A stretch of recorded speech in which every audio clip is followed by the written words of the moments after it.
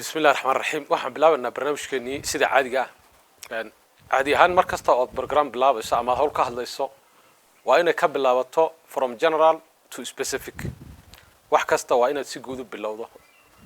kadibna aad sarifto marka still wax kasta waxa fiican in loo sameeyo hordhac yar oo wanaagsan shalay waxaan bixinno wuxuu ahaa ogeysiis marka dhibaatada deegaankeena ka jirta ilaa maanta halkay ka soo bilaabatay inuu dib ugu yara noqono wax iska xusuusino waa arrin muhiim ah guud ahaan Ethiopia dawladnimadeeda rasmiga ah markii ay bilaabatay intii hore waxa iska ahayd boqortooyo kala duwan oo qabiil iska ah laakiin dawladnimada Ethiopia rasmiga waxa ka bilaabatay Menelik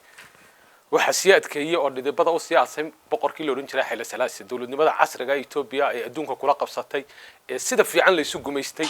ee xadaarada la timid ee Afrika laga dhisay hoolkii Afrika ee dawladnimadii Afrika ay la wareegtay liqday waxay bilaabatay waqtigii Haile Selassie ay bilaabatay marka gumaysiga Ethiopia waqtiyadii hore ilaa hadda kii jiray laba waji baan u kala qaadanaa marka hore wajigii hore ee gumaysiga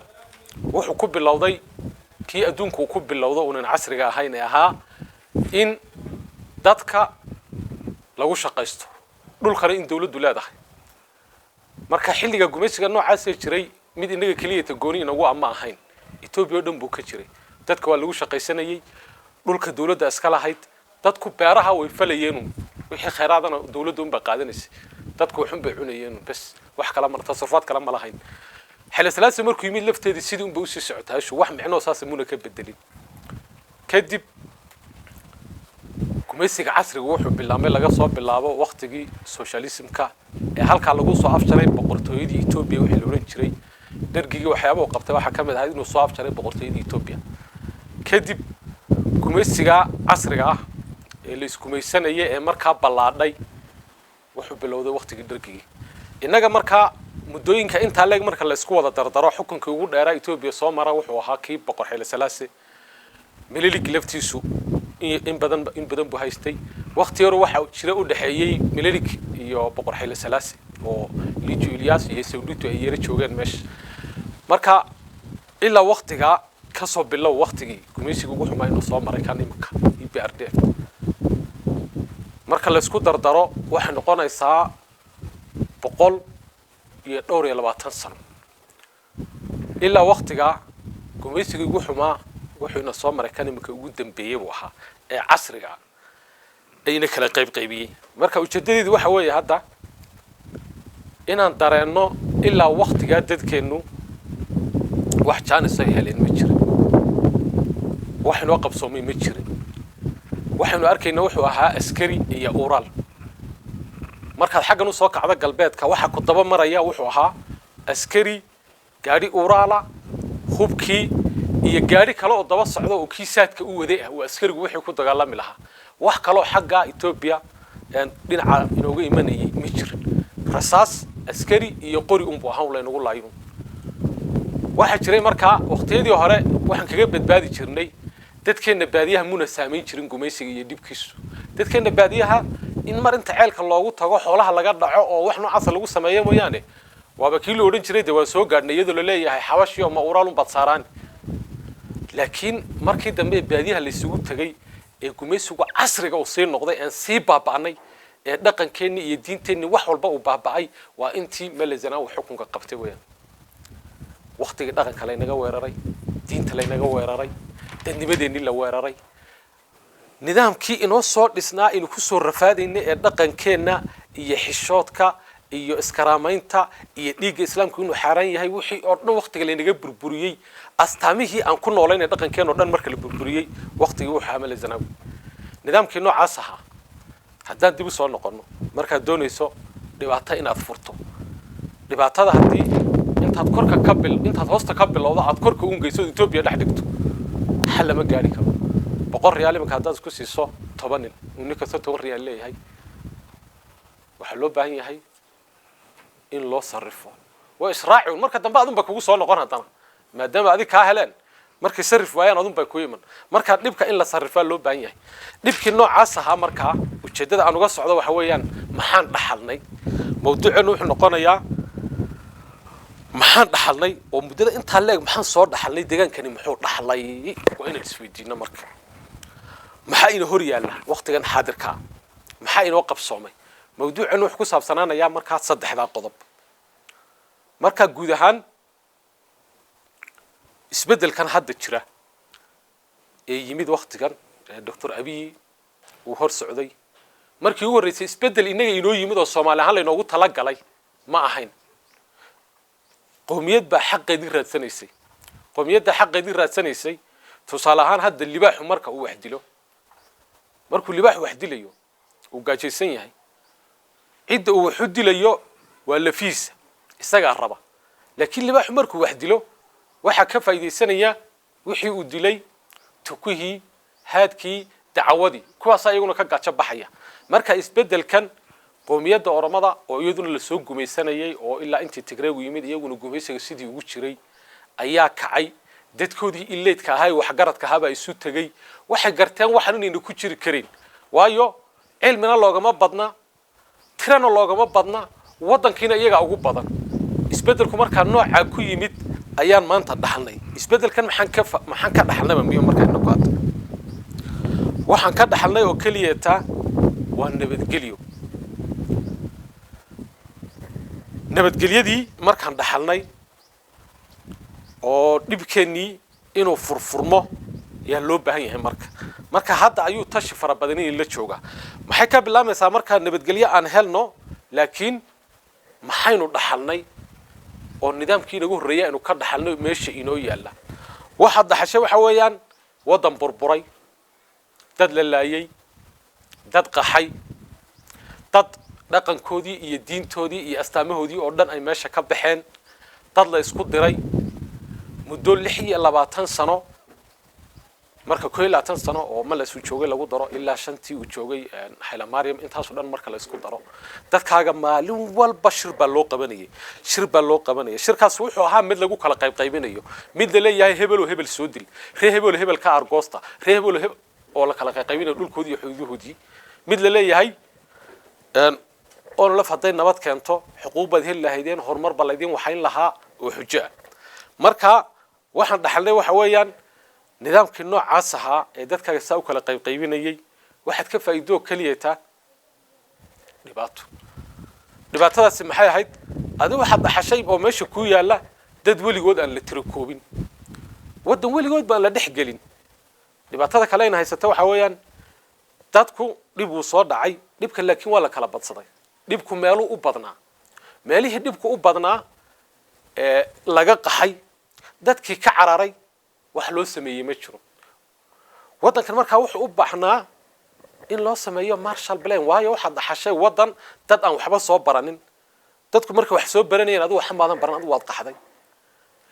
iskuuladka markii dadka tagayeen iskuulka loo dhisay adigu iskuul laguma dhisin biyaha markii loo sameeyay adigu biyo laguma sameeynin wax lagu qabtay ma jiro dadkii qaxay ee adduunka daafiisa u kala qaxay Soomaaliya u qaxay Kenya u qaxay Djibouti u qaxay meel kasta tagay way soo wada noqdeen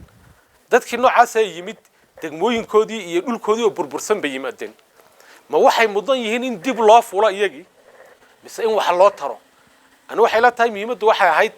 in meelba meesha ay ka dhibadatay la yiraahdo war Marshall Plan ha loo sameeyo iskuul ha loo sameeyo caafimaad ha loo sameeyo biyo xidhan ha loo sameeyo biyaha loo waxeeyo qofba qofku ka dhibadnaa cidba cidii ay ka mudnayd laakiin waxaad moodaa in inaga lafteeni mar kale hadana aan dib isu cunayno oo ruuxba ruuxii uu ka tabar yar yahay ee soo daalay qof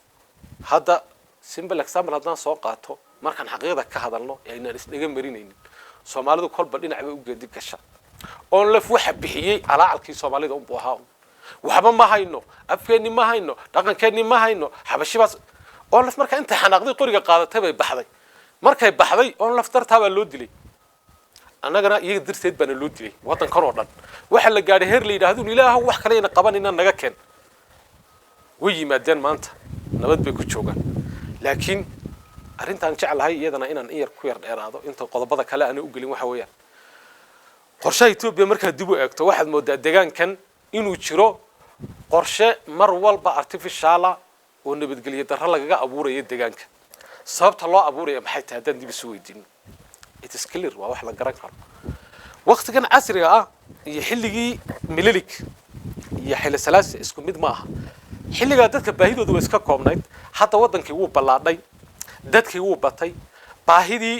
intaasoo baahiyood baa lagu sameeyey dadkii intaasoo baahi inay ka jawaabaan baa loo baahiyay marka qoymeedihii kale Itoobiya maadaama isriixayaan qola kasta waa in la qanciyo horumar loo sameeyo la qanciyo adiga deegaankaagii oo ballaaran wax laga qabtayna uuna jirin hadda nabadgelyo markaad keentay dee waxay noqonaysaa in dawladdu dib u fuusho oo tiraahdo waxaan u baahnay iskuul caafimaad baan u baahnay waa la soo dilay calaalkaagii baa badanaya marka calaalkaagii si uu badan waa mar kale in nabadgelyo daro artificial la abuuro oo haddana on la finta afka gacanta laga geliyo hoolalka laga xidho caruurta lagu diro kooda suuqa maraya la caayo la bahdilo inay mar kale haddana qori dib u qaadato kadib haddana maxaa lagu oran doonaa mar kale hadii on la nabadgelyo keen la horumar baan ku qaban lahayd marka cycle kale si aynan dib ugu noqonin is most important haddaan dib ugu soo noqdo marka ajandaheena waxaan dhaxalnay markuu yahay dadkaagii aan la tiro koobin degmooyinkaagii aan la tirinin wixii noocaas ahaa waxaynu hor yaalla samata bixin dadkii noocaas ahaa waxa isu yimid oo deegaankii maanta dib ugu soo noqday dadkaagii ileedka ahaa ee wax garadka ahaa oo weligii aan jaanis u helin inay wadanka yimaadaan dadkii noocaas ahaa waxa loo baahan yahay in laga faa'iideysto maskaxdoodii la yiraahdo war maxaad haysaan hogaamiye dhaqanka in la isu keeno siyaasiyiinta in la isu keeno dadkii waaya aragga ahaa ee u soo joogay wixii dawlad soo jiray ragii ilaa xilli salaasala soo shaqeeyay baa jooga kuwii magista la soo shaqeeyay baa jooga kuwii dawladii Soomaaliya siyaad bare la soo shaqeeyay baa jooga aqoonyahaankii baa jooga dadkii noocaas ahaa inta mis loo wada fadhiisto in la yiraahdo wadankeennii burburay dhibaatadii ina gaadhay seen uga soo waaqsana looma baahna markaad wax isgarab dhigayso inaad isgarab dhigto ilmo yar oo hadda dhashay iyo nin 20 jir ah ma wada socon karaan Ethiopia waa wadanka intaasoo dhan wax loo soo qabanayay waa wadanka intaasoo dhan dhibaato kale ayna ka soo dhicin waa wadanka reer galbeed oo dhan ay ku xirnaayeen ay lahaayeen hadhicin hadheeliin adigu laakiin waliga waa ta korreydun maxaa loo baahay markaa in hoosta laga xariiqo aniga waxa ila tahay waa in hoosta laga xariiqo anu waxaan aaminsanahay wadankan dalkan iyo dadkan inaga iskale inaan u fikirno marka anu waxa ila tahay number 1 Ethiopia inaan la noolaano inaga Ethiopia inay burburto ay kala tagto waxdan inoogu ma jirto qodobka waa in halka la iska dhigo Ethiopia ha isku xidhnaato iyada oo dhaqanka iyo diinta iyo deegaanku u kala qaybsan yahay deegaanku isagu yahay inaga deegaankeeni diinta inagu tahay inaga diinteeni waa inaan kala qaybsanaano waxna uu naga dhaxeeyo anu waxaan aaminsanahay marka number 1 Ethiopia ninka Gondar jooga ama Maqale jooga kalsoonidu uu qaba hadaan qabaynin oo halkan anigoo Soomaaliya aan xukumaynin oo Ethiopian oo ninkaas sida uu cabanaya aan u caban karin soo isu difaacayaan isu difaaci karin aniga markaas xabash la igula hadlaba hadaan soo jiirayo dadka ku soo jiirayo oo damca umada inaan dib u qalqasho oo yiraahdo gabra ay soo amray ama hebel bay soo amray anu ma gabra ay soo amray ma ku jiri karnaa gabra ay soo amray kuma jiri karno waxaan u baahanahay hadda araama dib kama jiro Maqale dib kama jiro Gondar dib kama jiro Bahardar dib kama jiro boqol urur oo kala duwan baa jooga way wada socdaan maxay wada socdaan qola kasta danteedii ka midoobaysaa xabashi waxay ka midoobaysaa danta xabashida danta Ethiopiana way u midoobaysaa garahada Ethiopia hal kala geeyo male Oromo waxay u midoobaysaa danta gaar ahaaneed Oromia haddana waxay rabtaa Ethiopia inay xukunto Tigray wuxuu u midoobayaa danaha gaar ahaaneed ee Tigray haddana wuxuu rabaa Ethiopia inuu xukumo aniga maxay diiday inaan Soomaalinimo u midoobo haddana Ethiopia xukunkeeda ama inaan xukumo si guud ama inaan ka qayb qaato ani maxay kala qayb qaybinaya goor walba aniga kii dhaawac xaashay la soo dilay maxaa maanta la soo kaay diri ninka dhaawac treacherka ku socda hadii la leeyahay ka qaad hadhace inaan aqbala ma marka waxaan u baahanahay kalsoonida shacabku waxay ku xidhnaanaysaa qofka hor socda tusaale ahaan inta badan caalamka maanta markaad eegto dawlad waxa u taliya dadkooda ileedka ay xilka haynin caalamka dadka u taliya maanta xilba ma hayaan kursiga yar lagu fadhiyo ee ninku isku wareejinayay madow ee balaayada ku dhacday muhiim ma aha laakiin kursiga cid fadhida inay tahay in adigu matalayso oo fikirkaaga qaadanayso oo xumaantaada waa gaari dirawal aad aaminsantahay inuuna darawal fiican ahayn intaad raacdo kuma dulgami kartid marka kursigu waxa loo baahan yahay inaad ku gamci karto oo ku nasan karto taas maxay ku imanaysaa kalsoonida qofka fadhiya aad ku qabto marka dadka ileedkii maxay ka shaqeeyaan imika u fiirso Maraykanka hadduu nin walba yimaado siyaasaddiisu isma bedelayso xisbigu ama dimuqraadiga ama republicada isma bedelayso wadanka ugu soo dhadhow waa Iran isma bedelaysa siyaasadoodu nin walba ha yimaado waayo maxay leeyihiin principle bay leeyihiin principle-koodu ma aha qofka kursiga ku fadhiya inuu wax keeni karo waxba ma keeni karo waraqaha unba ku soconayaan war dadku haddayna guideline lahayn nidaam hogaaminaya in aan lahayn qofka kursiga ku fadhiya uu wuxuu doono iska samayn karo meesha nidaam lagama hirgelin karo maxaa naga hadlinaya marka caruur baa naga taala dad baa naga jooga ehelkaygii baa jooga marka hadduu nin doqona hun kolba uu damco gaariga intuu noo fuulo inuu nagu leexiyo uu nagu rido iskama saarnaan karno laba arrimood baa noo bannaan inaan ka boodno iyana steerinka la qabano oo dhahno halkaasaad mari wuu diiday Soomaha waa in iska tuurno kuma qasbanin ama gabraha ku xidhnaado ama lamaha ku xidhnaado cid doonaha ku xidhnaado haddii danta Soomaalida iyo danta Itoobiya guuduna isku wadi karin anigu waxaan ahaanayaa mataqaanaa nin remote-kiisa laga maamulo Addis Ababa ama meel kale laga maamuli karo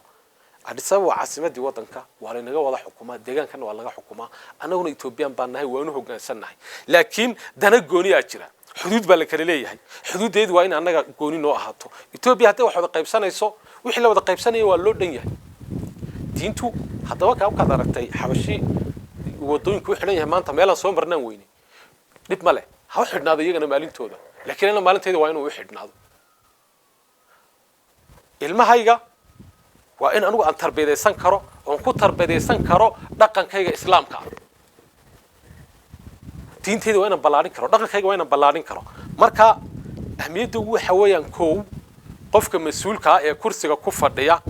xagga dambe wax kama arko dadku qadaadka wax ka aragtaa ma jiraan dadku xagga horanba wax ka arkaa inkastoo qalbiga wax laga arko maxaa loo baahan yahay markaa muraayada qofka mas'uulka ah ka dambaysa ee wax arkaysa waa shacabka weeyaan shacabku haddii qofka mas'uulka muraayadiisa intuu noqdo isagoo dibdib u socda una oranin god baa ka horeeya isna una aqbalin inuu god ka horeeyo ilaa waa shacabkiisii oo yiraahdun godiga ma horeeyo dibdib uu dhicda marka muraayada loo baahan yahay in qofka mas'uulku iska arko oo khaladaadka kaga leexdo waa tan shacabka weeyaan taas way anigu had iyo jeer geesa badan aan qori jiray artikala noocaas tala bixin kolba aniga wax iska dhigay ilaa darajo waxaan gaaray marka qaar kood inaan iska dhigo shacabkii oo hadlaya wax tabanaya iyo mas'uulkii oo u jawaabaya shacabkii oo u aqli celinaya waxa la awoodi kariyo siday tahay taas waxaan ka wadaa waxyaabaha maanta inoo hor yaalla sidii aan uga bixi lahayn waxa u baahan tahay saddex arrimood saddex angal inaan ka eegno waqtiga waa inaan saddexda ugu kala qaybsayno u kala qaybino inagu mid afraadna kuma soo dari karno waqtigu waa saddexun waqti la soo dhaafay mid hadda lagu jiro iyo mid soo socda waqtigii la soo dhaafay kaliya ta waxa kala gudboon waa hal qodob in wixii ku dhaafay aad wax ka barato hadduu wanaagsanaa wanaagii waad joogtayni hadduu xumaantii baad ka bayri adigu wixii ku wanaagsanaa inaad ka qaadato kadibna inaad taariikh ka dhigato laba arrimood markaa midna ma taageersanaa anigu waqtigiina dhaafay in la yiraahdo totally yaan lagaba hadlinoo taariikh bayaan laga dhiganinoo yaan la isxusuusaninoo halka lagaga tago taas ma noqonayso mid kalena ma noqonayso waqtigiina dhaafay unaan ku mashquulno oo wixii shalayna haystay aan wadno oo ajanda ka dhigano oo dib isu qabsano oo kala argoosano oo waxaan macna lahayn oo isu daba taagnaano wartaana ma dhacayso ma doonayna taana maxay isbedelay marka waxa loo baahan yahay marka waxa isbedelaya inuu noqdo kow waqtiga maanta aan ku jirnaa muhiim ah waqtiga maanta aan ku jirno qaabkeen uga faa'iideysanaa maxaa ina hor yaala kii hore maxaan ka baranay maxaa qodaxo inaga hortaala ma wadada qodaxaha lahayd ma hadana mari karnaa ma mari karno marka hadii jeer waxaan u hadlaynaa waxa weeyaan xilna ma rabno waajibaadka nolosha ina saaran un bay naga hadlinaya laakiin xil aan rabno iska daaye qofka kursiga fadhiyo un baan rabnaa inaan caawino oo maxay ku caawino suuqa waxa ka jiruuna ogeyn maadaama meel kora saaran yahay hoos wana u soo daadegin inta badan hoosta waxa ka jira inaan u sheegno tala bixin in la siiyo waxyaabaha hoose ee iban xitaa laga sheekeysanayo meelaha shaah lagu cabo inta la ogaado dadku meesha ka dhutinayaan iyo waxa laga tabanayo Soomaalidu waxay tiraahdaa fuli xantiisa ma mooga waayo waxa sal loo leeyahay qofka fuliga markuu xantiisa maqlo waxay ka caawinaysaa inuu wax qabsado marka waxa loo baahan yahay kursigan cidda fadhida baan caawinaynaa habeenii maalin waxaan u soo jeednaa waa saasun hadda ka hor anagoo hadlayna wax tala bixinayna baan la qabtay jeebadaha gabcaan oo ku jir ilaa heer intaan tagno yaan sabtidii axada halka wax ku soo qori jirnay maadaama ay adkayd gurigayga nimanka dad gasho albaabkiisa habeen barda wax halkan laga la baxay waxay ahayd wixii aan qabanaynay marka maxaan wuxuu qabanaynay dadka qaar baa laga yaabaa inay yiraahdaan no maxaa u kalifay waxay kalifay wax kale intaana gaarin gurigaygan iyo ubadkaygan baan rabaa lambar 1 doontanay saaran yihiin bal inay badbaadaan walaalkay inuu badbaado najiibaadan iyo carruurtu soo inay badbaado waxaan u soo jeeday weeyaan bal marka ninka doqonkiina si kale u fikiraynin kor baan dadana u dhigaynaa marka doon baa la wada saaran yahay carruurtayda halkay saaran tahay doontan shacabka un bay saaran tahay tan najiibaadan waxay saaran tahay waa doontan shacabka la wada saaran yahay marka haddii aanan ku kalsoonaanin qaabka u socoto oo aan ka seexan kareynin ta ilmahaagii kama gabi kartid marka waxa loo baahan yahay dadka Soomaalida ilaydkooda cid walba inta isku timaado in laga fikiro nidaamkii qorshe loo sameyn lahaa dawladda lafteeda anaku markasta waxaan jecelahay inay wanaagsanaato tubta wanaagsan inay qaado whatever qofka jooga muhiim ma aha ruux maanta Mustafa jooga bari mid kale joogi kara shalay Cabdiile baa joogay Cabdiile markaan la dagaalamayna nabcayn kama dhignayn in Cabdiile ahaan aanu nacabnahay Cabdi Maxamuud Umar waan naqaana waan garanaynaa shakhsiyadiisa ma waxaan la dagaalamayna waxa weeyaan waa fikirka ku jira damirka ku jira ee dadka laynaya dhiiga cabaya kaas ayaa kalifayay inaan la dagaalano oo aanan ku farxin qaab socodkiisa maantana waxa loo baahan yahay in qaab socodka noocaas ahaa sidii uu dib ugu soo noqon lahayn in badan laga shaqeeyo xukuumadda anagu marka isla xukuumaddan baan rabnaa inaan wax ku tarno wanaag ku tarno wax u sheegno dadku inay isu tagaan waxa maanta ku muuqanaysa waxyaabo fara badan dimuqraadiyadii dadkii oo baahida iska fara badatay cabasho fara badan waxyaabo fara badan baa isdhex soconay marka haddii qorshe laga lahaado oo dawladdu in qorshe laga haado waxay ku xidhan tahay fikirka saliimka ah in qofka mas'uulka ah ee ugu sareeyo wadanka inuu u hoggaansamo fikirka saliimka marka loo hoggaansamo ee meel la wada fadhiisto la isu qiro wadanka in la wada leeyahay waxa naga hadlinaya wadankan baa la wada leeyahay wadankan keliyata anigu rajada ugu weynaan hayo waxa weeyaan ma aaminsani Ethiopia mar dambe awood Soomaali ka xoog roon oo sidoo kale inta u gumaysato ceelka biyaha ugu dul tagta oo gabadha xijaabka ka tuurta oo ninka geeltiraha inta dhilka ka tuurta caagad khamriya u dhiibto oo tiraada khamri dacad awood noocaas mar dambe ma dhacayso waxaan u soo jeednaa habeen iyo maalinna awood noocaas haday damacada inay samaysanto anagu waa inaan ka tashano marka intaan gamcaha dhigano Ethiopia ha un ma dhahayno marka waxa loo baahan yahay inagu Ethiopianimadeena inaan cilifka kaga naalno inaan cid ka daba fadhino ma waa inaan u hadli karo kursiga ninka fadhiya waa inuu u hadli karo maqale ninka jooga sidoo u hadli karo ka bahardaar jooga ka araama jooga bal oramiya eg simple example Jawhar Maxamed Shalay wuxuu ka qudbadeynayay heer drido baadiyaha looga tagay dawladda la tabaabshaynaysa dawladda u fuudeynaysa hoolasha u furaysa gaadiidka siinaysa because waxay ka midaysan yihiin danaha oramiya ka midaysan yihiin marka hore haddana Ethiopia inay xukuuman bay ka midaysan yihiin anigu kuwa marka qaabkan wuxuu la qaybsadaa mar hadii inagu dhibaatada haysata waxa weeyaan qofka siyaasiga ah hadii baahida dadka uu ka jawaabi karin ururku ma inuu dib galiya inta badan maanta baahidi maadaama dawladdu ay ka jawaabi kareynin waa in dhaliil lagu sameeyo lagu yiraahdo nabadii baa kaaga dartay oo nabad ma haysatid war nabadda wax lagu cunaa loo baahan yahay nabadda maxaa lagu cunay nabadda wixii lagu cuni lahaa loo baahan yahay nabadda hal la helo waa sax arinta ugu muhiimsan ee isbedelka maanta aan ku faraxsanahay waa nabad inaan helnay laakiin haddana maxaa loo baahan yahay ده واصح وفريستان دتكي هدي دتكي فريستان إن قرش الله سمايو وإن سيدا أوراميا لوغا ترتمايو وكلا هلكن لوغا ترتم قفكا هدي عبدي لشلت ددكو كرسيغو ku leynayay oo kursiga uu gilgilinayay oo damiirka wanaagsan in la implement gareeyo oo xaafadaadan oo damiir kula jira dabada lagu lahaa waan barwaaqaysanahay biye leedahay de nidaamkii noocaas ah baan la dagaalamayna inuu inagu soo noqonin cid inagu soo celin kartana ma jiro hadduu damco dadka in hor socdo in noocaas oo kale inoo la dhaqbaan maanta ma aqbali karno habeen iyo maalin baa uu soo jeedinaa taa danta guud baa uu soo jeedinaa wax dan gaar ahaaneeda oo rabna haba yaraatay ma jiro kursina ma rabno xilna ma rabno habeen iyo maalin waxaan ka shaqaynaynaa dadkeena inaan wax u sheegno gaabka jira inaan buuxino marka guud ahaan waxa loo baahan yahay dadka Soomaalida burburkii gaadhay in qorshe gooni ah loo sameeyo waxaad arkaysaa maanta shalay waxa ku qoslay nin baa yidhi Soomaalida maxaa looga reebay ciidanka saraakiishii la dilacsiinay bal halku taagan yahay halkeer joogtay marka kolka adiga waa lagu eriyanayay qaxooti baad ahayd be wadanka ma baad joogin be markii wax la qaybsanayay adii afka gacanta laga galiyay adii qori baa lagu dhiibay waad carartay waayo rag ba iska ka bixiyay haddana marka iska ka bixiyeen kii walaalka ay ku taageer lahayd awoodda ku lahayd adigii wax xabad kula dhacay kadibna waxay noqotay labadii niman la isla kiin qabto bal waxaad u fiirsataa nolosha cycle-ka aan soo marnay dib u eg kuma mashquulaysid marka maanta inaad ama argoosataa ama wax kala samayso eg simple example هذا عبدي لو حريه ونكي كدلي نكي كدلي نبى سي أديك سنة لوك كي سي أديك سنة ينا حلك ولا قاعد أديك كي كدلي ولا دلي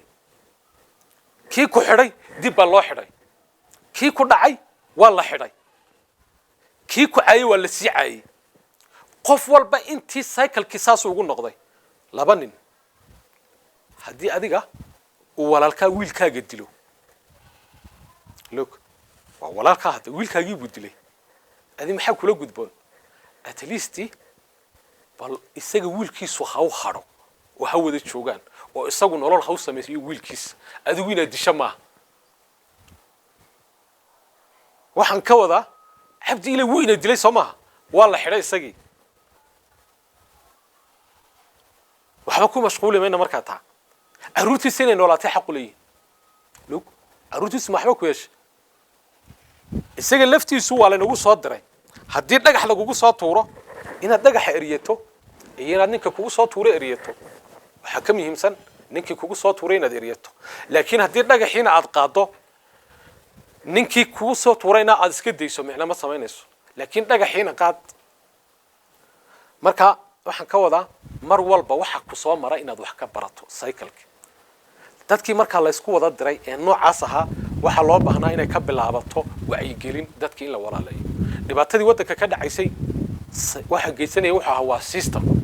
systemkii wuu dumay systemkii waxa loo baahan yahay in dib inta loo dhiso uu noqdo systemkii ka bedelan dadku ma dhalanayo anu wax dadka waxaan ka yaabay waxaad aad ugu mashquuli منافعاتك أي resource ومادام ويريحي resource يبي تدك قابل وكل الرحلة جرن لا يهين شقة دي بقابل وكل قاتل جرن لا يهي مركز اللي وراني هبل وهيجو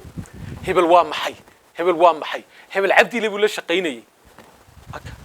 طب بديب كوجود على نيا تكونوا وعطل كيون تكونوا وعطل كيون نظام كيون بقى إسبتلي هذا هو فرصة هذا سان نقطة حسب كده أنت ثلاثة هي وحسب كده كدلي دي هذا سان نقطة وحسب جديبك كوي سوق جستي EPRDF وحسب جي وطن كتن سوق بيسنة يسود بيتيني كوا هل كان شوغان حسب جينا وكيل كوديون بهاينا دي كدلي مركا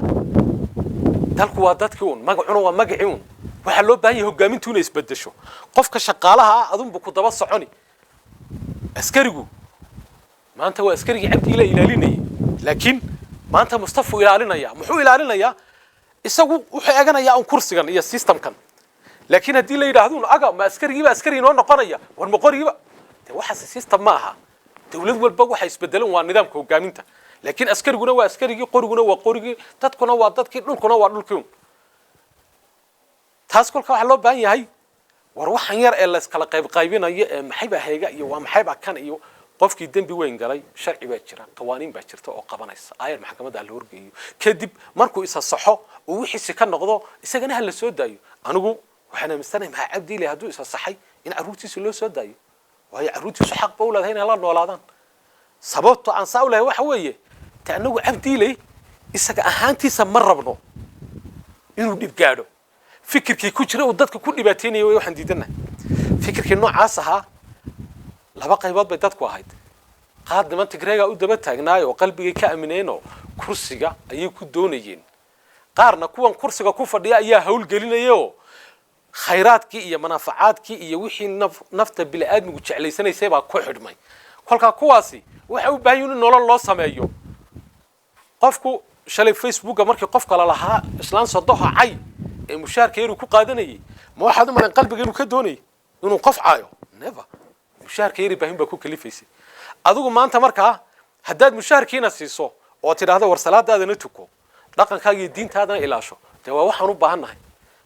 laakiin dhaqamadii noocaas oo dhan baa loo baahan yahay la soo afjaro in lala dagaalamo hal mar lama soo afjari karo laakiin waxa loo baahan yahay kolba cidda kursiga ku fadhida in wax noocaas uu ka go'an yahay kadib markaad xaqiijiso tareenka aad saaran tahay cidda wada yaad gam idatana marka laakiin hadda ma gami karno waana dhaha aad u kala hayno waliba kol bidixdaad eegi mar midigtaad eegi marna xagga dambe marna xagga hore dhinaca loo qabtay baad eegi waayo shookaanta lafteeda ninka haya ma garan karno ibliiska ama jinku noocyo fara badan buu leeyahay shaadiintu nooc waxa jira kanaadan arkayn dib male ku kolada aragtooda hebel u garanayso oo bariiska kula cuni oo xaafada kuugu iman kan ibliiska aadan arkaynin waxa laga yaabaa gurigaaga quraanka markaad oogto inuu ka cararo laakiin dhibaatada waxa weeyaan kan aadamaha ee intuu kula soo galo hebel aad u garanayso cid walba wakiil bay leedahay khadin baa jira shaadiinta lafteeda u adeega oo in hebel loo garanayo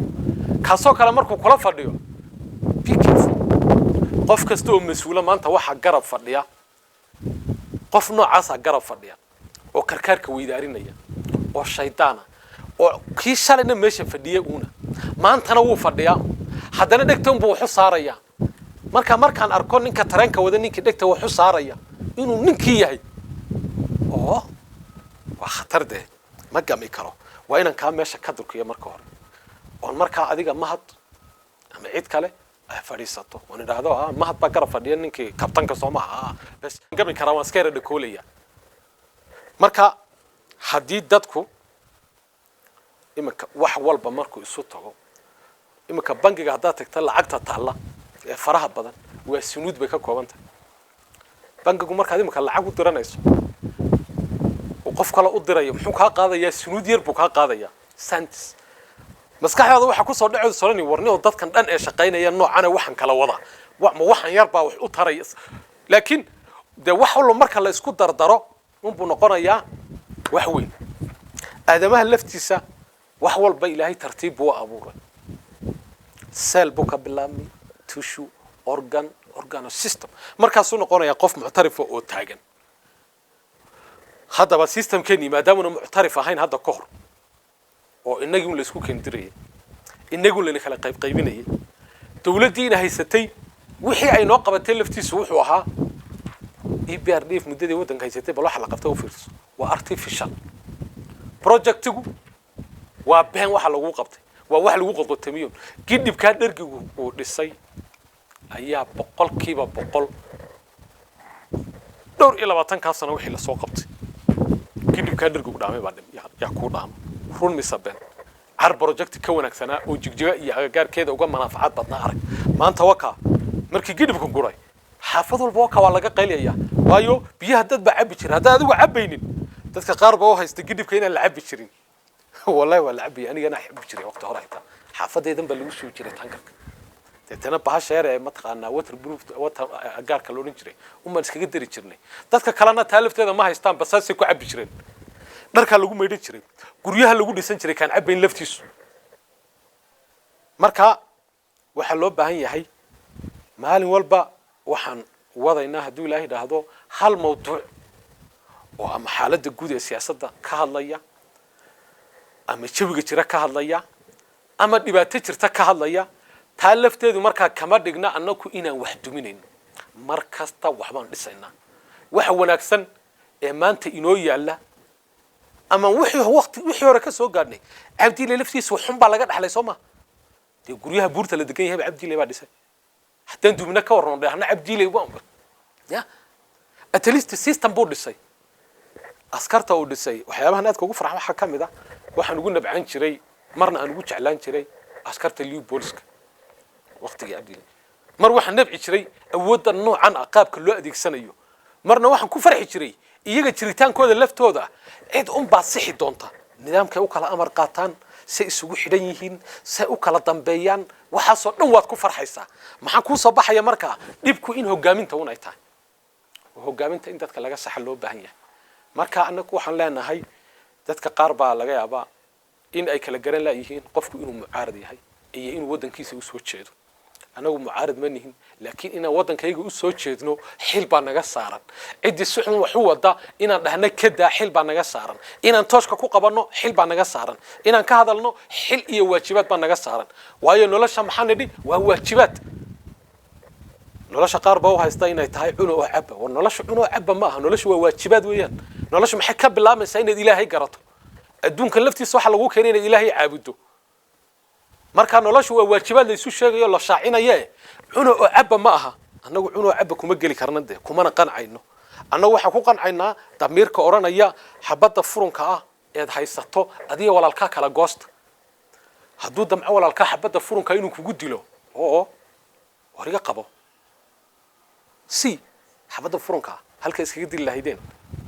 intaad siiso adigu cunde deetana adiga maxaa farxad ku ah inaad badbaaday iyo in walaalka dhargayba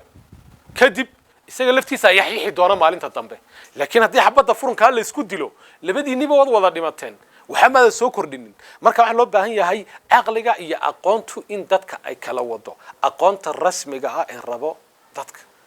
anagu waxaanu hadlay waxa weyn bari ka maalin in wax lagu xusuusto un aad samayso doodaan muxuu u hadlayay u gabiyay sangub hadraawi rag badan oo Soomaaliyeed ragowgaas bal u fiirso war maanta waxay garan jireen garaad wiilwaal wuxuu garan jiray maanta dad garanaya ma jiro garaad cali wuxuu garanay maanta dad garanaya ma jiro ma aqoon bay lahaayeen ma wax ku garanayeen ragowgaas gabaydiisa dad dhigaysta sidoo wuxuu cabirayo dadka uu maanta sheegayo waqtiga dadku ka hadlayay waa dadka maanta ina haysta badankiis bal u fiirso maxaa la yiraahdaa xila irmaaneys nin yaruuna anigu saaka waan soo toosiyo xaafadayda baan joogiyo waan soo noqon carruurtayda inta bilyan baan rimano ya gabadhayda dan kamali meesha doonta marto wiilkayga dan kamali oo bulshadii ku soo kordhinaya balaayo ilmahaagu inuu noqdo waraabe iyo inuu noqdo qof ilaahay u hogaansano ummaddu ay ka mahad sheeganayso labadaba adiga ka go'da waa qaabka ilmahaaga aad u tarbiyadayso marka qofku inuu noqdo waxaan ku yiraahdaa xila irmaaneys meel iska fadhiya waxna cuna waxna cabba wax loo baahan yahay ma nolosha inaad u aragto inaad guri inta dhisato alaab yarar oo 100 baahiyood 100 bakeeriyo oo wax lagu qabanaya ina jirin 100 alaab bal guriga gal oo wax alla wax ay ka anfacayaan ay jirin inaad taa intaad u aragto aad oo bakeeriyada daawato dadana dadka baahan aad ku tiraahdo nin baahan oo wax arkaysa qof dhan oo mas'uula oo nin baahi bastila ah oo jeebada gacanta u gelinaynin oo bariisu baahan Soomaalidu dhaqaale ma haysan wadanka waa laga qaxay waa la soo wada noqday shaqo la'aan baa jirta shaqo abuur dadku waa in loo sameeyo haddana shaqo abuurki maxay ku gaari ninka maanta aan qadina shaqaan ku siin doona waxa ugu muhiimsan 100 riyaal oo hadda u dhiibto ayaa ugu muhiimsan marka waxa loo baahan yahay noloshu in la isku tiirsanaado nolosha in qaabka loo fahmo noloshu inayna ahayn in ninka dawarsanaya ee maanta suuqa ka dawarsanaya iyo ninka dabaqa ku jira waa isku nololun kana caruurun buu leeyahay magacna miskiin laga ma aha isna waa reeru caruurtiisina kuwaaga iyaga ka caafimaad qaban ka cascas ka xoog badan oo ka waaweyn marka waxa loo baahan yahay qofku inuu noqdo wax meel iska fadhiya oo wixii dhaca uu arka wixii dhacaun qadarka waa sax laakiin haddaad khatar ay ku muuqatood aragto maanta sansaanta magaalada iyo jawiga ka socda dadku dhibaato goormay dhacdaa waa marka la murmo haddii markaa laba noo wada murmaysa aad aragto ma inta caloosha iska soo ridayaan baad sugi